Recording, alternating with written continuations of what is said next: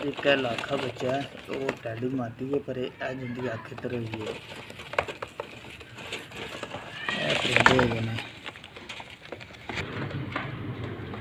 कबूतर मेरा लाल अखां वाला जेड़ दे शाम शाम उड़िया है। पिछे जी है ना मादी हैगी है तेज़ लाल अखां दी मैलियां अखां दी। एक कबूतर मेरा उड़िया होया है नारे ए मादी है टैडी। एक लाखा बच्चा है, एक कबूतर जे, एक बच्चा जे, एक नारे गा जे। यह भी बड़ा तगड़ा माशाअल्लाह।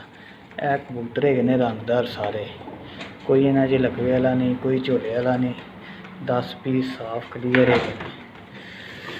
तो जोड़ा मेरा भाई पहले होना आइएगा मैं उन्हें दे देंगा।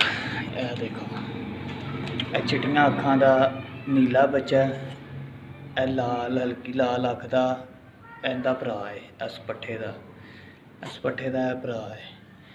क्या कबूतर है, एक लाल अखां दा, एक है टैडी मादी कित्थे गई।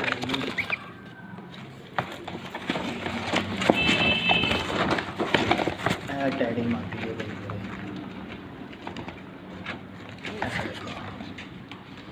भी नाल ही बेची है।